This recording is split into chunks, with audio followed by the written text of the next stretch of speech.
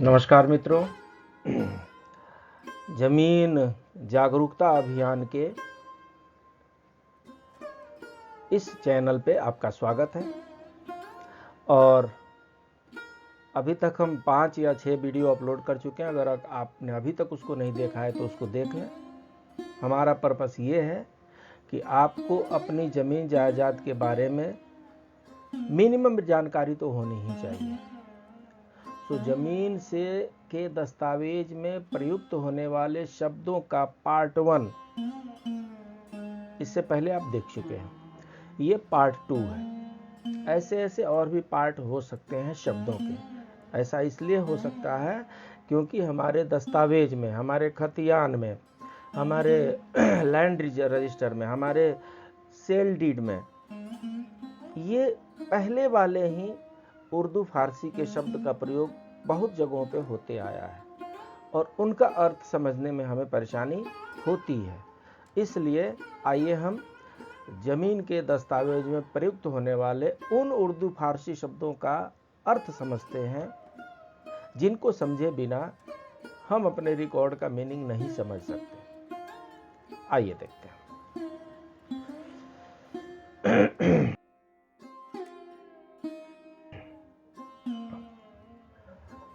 पहला शब्द यहां पर है शजरा पर्चा।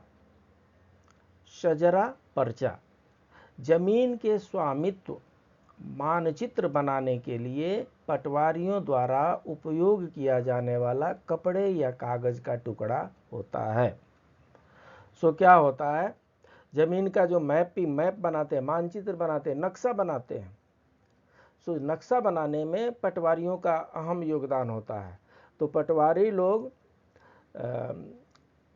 एक कपड़े का टुकड़ा होगा, नापने के लिए टेप जो होगा मिलता जुलता टेप के जैसा। ये एक मापन का एक टेप है। कपड़े का भी हो सकता है, कागज का भी हो सकता है, और इसीलिए इसे शजरा पर्चा कहते हैं। लगान। यदि भूमि के मालिक द्वारा खेती नहीं की जाती है तो जमीन पर खेती करने वाला व्यक्ति सहमत शर्तों पर मालिक को लगान भुगतान करने का उत्तरदायी होता है। If land is not cultivated by the owner, the person cultivating the land is liable to pay to the owner लगान on agreed terms. लगान के बारे में, माल गुजारी के बारे में, भू राजस्व के बारे में हम इससे पहले वाले क्लास में चर्चा कर चुके हैं। अभी इतना ही समझिए कि जब जमींदारी प्रथा थी तो जमींदारी प्रथा में किसान जो कुछ भी टैक्स देते थे जमींदार को, उसको लगान कहते थे। किसान जो कुछ भी टैक्स देते थे जमींदार को, उसको लगान कहते थे। और जमींदार जो कुछ भी टैक्स देते थे सरकार को, उसे मालगुजारी या भू राजस्व कहते थे। जमींदारी का जमाना रहा नहीं, इसलिए लगान का जमाना भी रहा नहीं। लेकिन अगर दस्तावेज में यूज हुआ है तो उसको समझना पड़ेगा। लाल डोरा। गैर कृषि भूमि का उपयोग ग्रामीणों द्वारा उनके समर्थन के लिए किया जाना था। Non agricultural land meant to be used by villagers to support them. लाल डोरा एक ऐसे लैंड को कहा जाता था, एक ऐसे पॉकेट ऑफ लैंड को कहा जाता था, एक ऐसी भूमि को कहा जाता था जिस पर खेती तो नहीं होती थी, लेकिन किसानों, खेतिहारों, ग्रामीणों की अन्य जरूरतों को पूरा करने के लिए वो जमीन हुआ करती थी। जैसे चरागाह हो सकता है, पशु धन को कहीं रखने की व्यवस्था हो सकती है, सिंचाई की व्यवस्था हो सकती है, क्रीड़ा की व्यवस्था हो सकती है।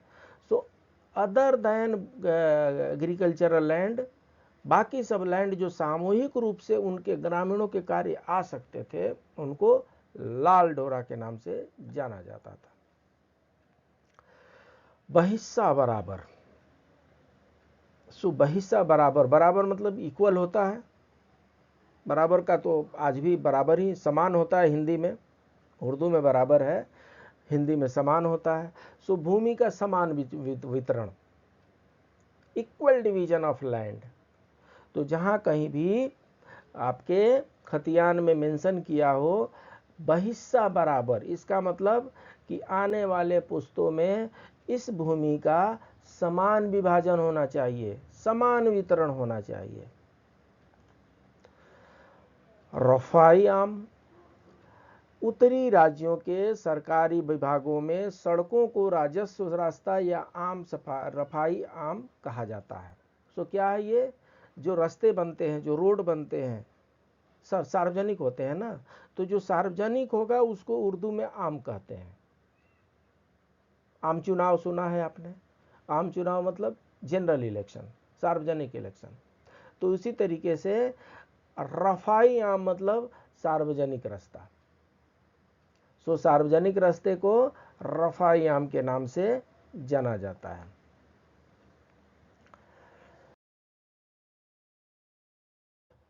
गैर दाखिलदार, अनऑथराइज परमानेंट पोसेशन। सो गैर दाखिलदार मतलब उनका कोई अधिकार नहीं है और दखल करके बैठे हुए हैं।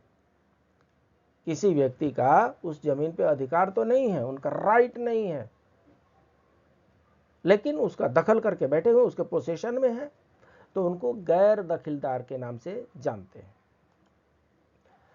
रेहन, रेहन शब्द हमने देखा है दस्तावेजों में यूज हुआ है। सो रेहन का मतलब होता है mortgage with possession. So mortgage को गिरवी मान लीजिए। सो कब्जे के साथ बंधक।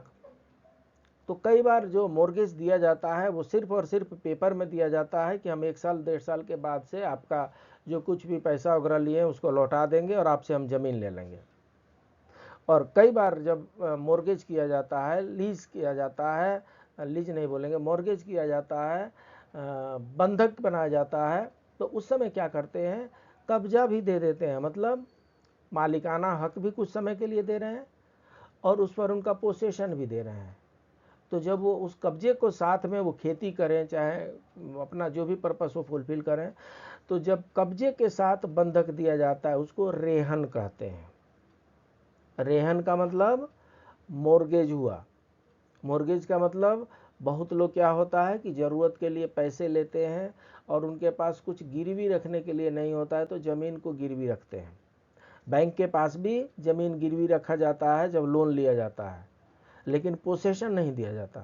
खेती बाड़ी चलती रहेगी, बस कंडीशनल एक उनको मोर्गेज दे दिया गया है, उनको राइट ऑफ ऑनरशिप दे दिया जाता है, लेकिन पोसेशन जो रहता है वो किसान के साथ ही रहता है।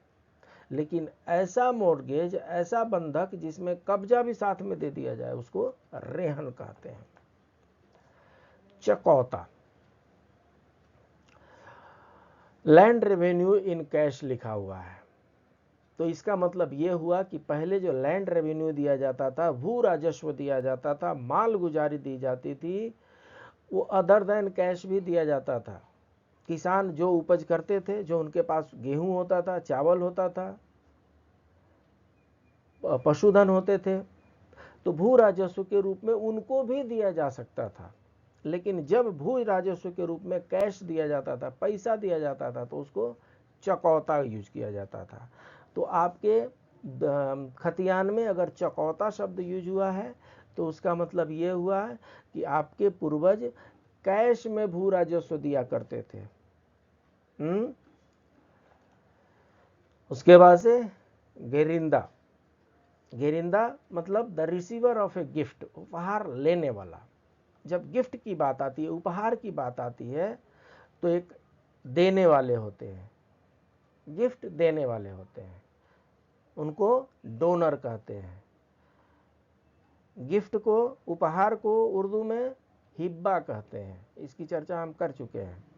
सो देने वाले जो हो गए डोनर हो गए, दाता हो गए, और लेने वाले रिसीवर हो गए, रिसीवर ऑफ द गिफ्ट, उपहार लेने वाले हो गए। तो जो उपहार ले रहे हैं उनको गेरिंदा शब्द का प्रयोग किया गया होगा हमारे रिकॉर्ड्स में।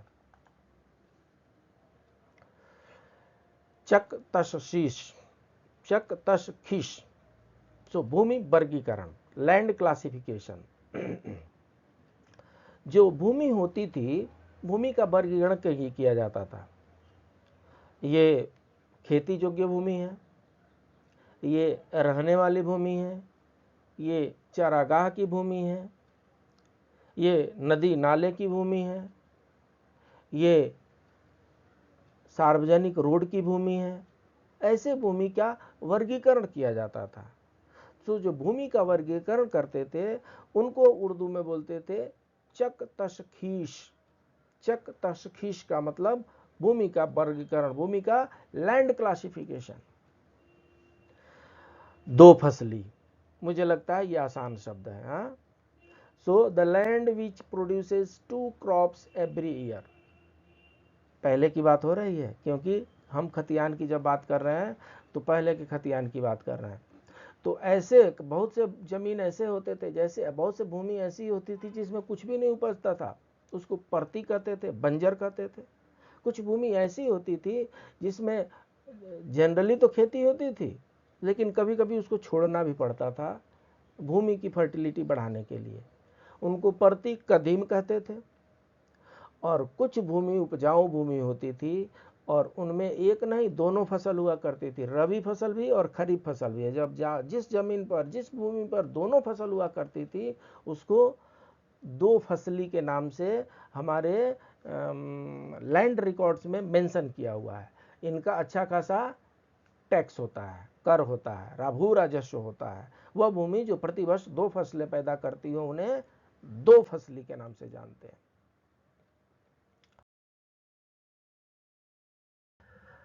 बरानी, land that depends on rain for irrigation. वह भूमि जो सिंचाई के लिए वर्षा पर निर्भर हो। सो क्या होता है, कहीं कहीं पे नलकूप की सुविधा, कहीं पे नदी नाले की सुविधा, कहीं कहीं पे कुएं की तालाब की सुविधा, ये सब हुआ करती थी। कुछ ऐसी भी भूमि हुआ करती थी जिन पर सिंचाई की कोई सुविधा नहीं थी, भगवान भरोसे है। अगर भगवान ने बारिश कर दी तो फसल ठीक ठाक, और अगर भगवान बारिश नहीं कर पाए तो फसल हो नहीं पाती थी। तो ऐसी भूमि जो सिंचाई के लिए वर्षा पर निर्भर करती थी उनको बरानी भूमि कहा जाता है। वर्षा ऋतु में अपने यहाँ धान की खेती होती है, तो इसका मतलब क्या हुआ, ये एक फसली क्षेत्र हो गया। इधर गेहूं हो ही नहीं सकता क्योंकि यहाँ पर सिंचाई के दूसरे साधन नहीं होते थे। यहाँ पर सिर्फ सिंचाई का एक ही साधन है, भगवान द्वारा प्रदत्त किया हुआ वर्षा। और वर्षा पर निर्भर रहने वाली भूमि को बरानी कहा जाता था। इसका लगान दो फसली से कम होगा, लगान नहीं कहेंगे, मालगुजारी कहेंगे। इनका जो भू राजस्व होगा, भू राजस्व दो फसली का अलग रेट होगा और भू राजस्व एक फसली का अलग रेट होगा। और भू राजस्व जो सिर्फ ऐसे भूमि जो सिर्फ और सिर्फ सिंचाई के लिए वर्षा पर निर्भर करती थी, इनका भू राजस्व कम होगा। चाही, वह भूमि जो सिंचाई के लिए कुओं पर निर्भर हो। इसका मतलब ये हुआ कि सर्वे में ये मेंशन किया हुआ है, सर्वेयर जो है उसने देखा है कि इस जमीन के अगल बगल में कुआं है, तो अगर उस भूमि के अगल बगल में कुआं है तो वैसी भूमि को लिखा जाता था चाही। चाही का मतलब वहां पर सिंचाई के लिए कुओं की सुविधा उपलब्ध है। तो वैसी भूमि जो सिंचाई के लिए कुओं पर निर्भर हो उसे चाही का नाम दिया गया। बाया, सो बेईनामा तो आपने सुना ही होगा। बेईनामा मतलब भूमि को बेचना होता है। सो जब भूमि को बेचते हैं तो बेईनामा कहते हैं, और भूमि को बेचने वाला जो है, सेलर जो है, विक्रेता जो है, उसको उर्दू में बाया कहा गया है। तो हमारे खतियान में सेलर शायद ना मिले, विक्रेता शायद ना मिले, बाया मिल सकता है। सो बाया का मतलब सेलर, बेचने वाला। खाक दस्ती, खाक दस्ती का मतलब हाथ का स्केच। सो कई बार स्केल वगैरह लिख के, स्केल वगैरह रख करके, कुछ पैमाना रख करके, कुछ न कुछ रख करके और लाइन खींची जाती थी, लगभग वो सीधी होती थी।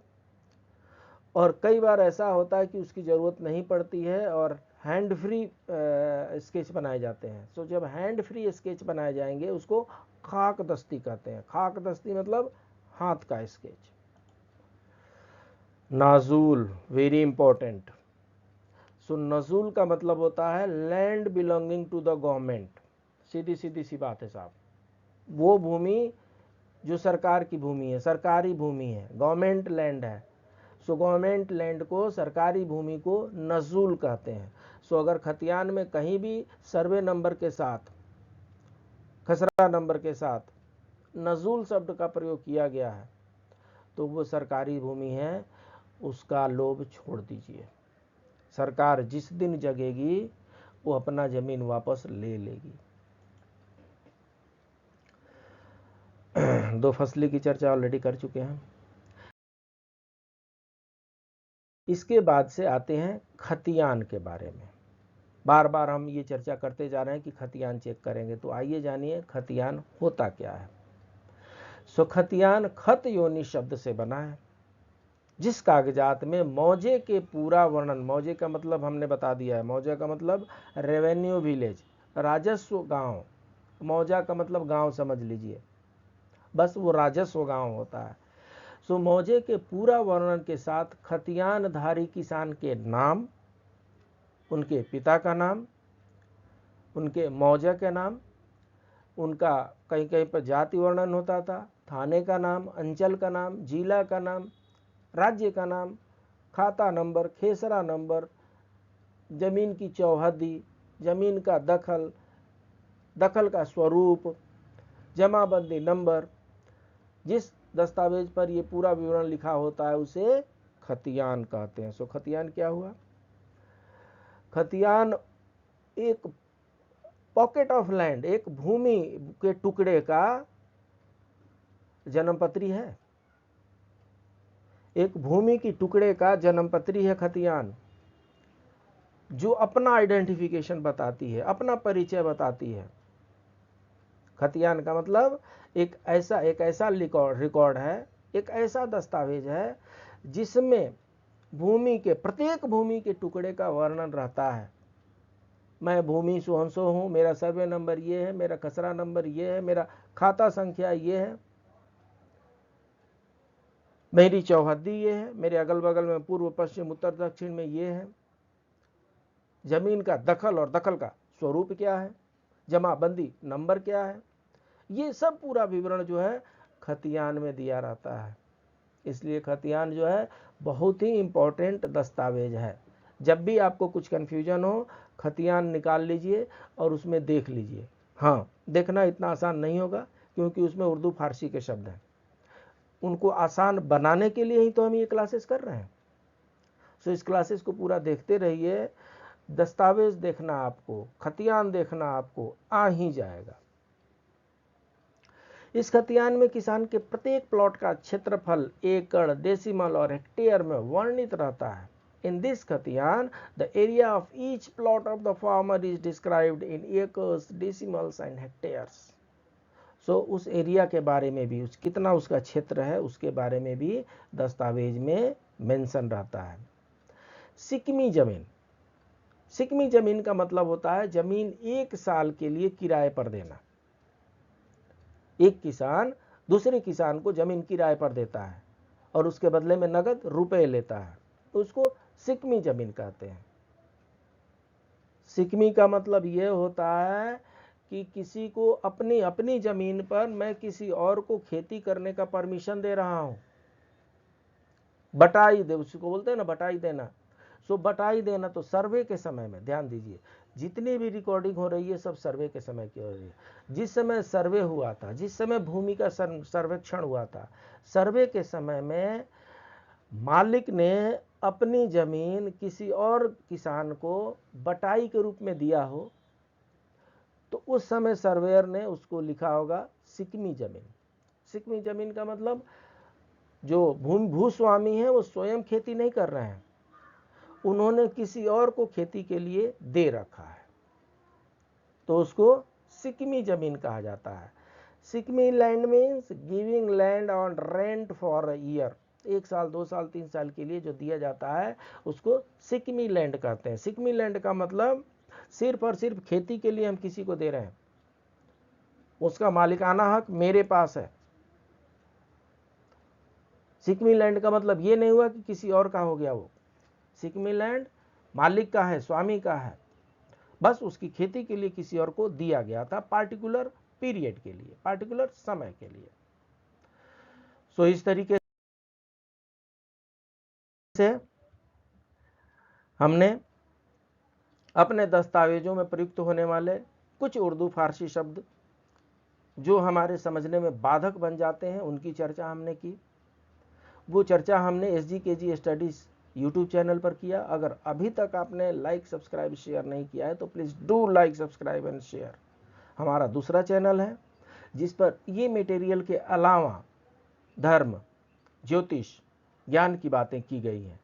सो आप उसके लिए SGKG 2.22 यूट्यूब चैनल पर जा सकते हैं और अपना ज्ञानवर्धन कर सकते हैं। ये SGKG स्टडीज चैनल है जिस पर लगभग 200 से ज़्यादा वीडियो हैं और ये SGKG 2.22 चैनल है जिन पर 1000 से ज़्यादा वीडियो अपलोड किए जा चुके हैं। सो अपनी सुविधा के अनुसार, अपने समय के अनुसार इस चैनल पर जाइए, अपना ज्ञानवर्धन कीजिए। ये जो भूमि जागरूकता अभियान हमने प्रारंभ किया है, इसमें हम आप सबका सहयोग चाहिए। आप भी इसको समझें और अपने दोस्तों के बीच में भी इस ज्ञान की गंगा को बहने दें, तभी जाकर के ये जागरूकता अभियान सफल हो पाएगा। जमीन जायदाद की समस्याएं सिर्फ यही नहीं है कि मैं नहीं जानता हूं, समस्या ये भी है कि मेरा पड़ोसी नहीं जानता है, उसके पास कंफ्यूजन है, उसको कोई मिसगाइड कर रहा है और उस मिसगाइड के चलते वो प्रॉब्लम क्रिएट करता है। इसलिए हम भी सीखें और सबको सिखाएं। मिलते हैं अगले क्लास में, तब तक के लिए नमस्कार।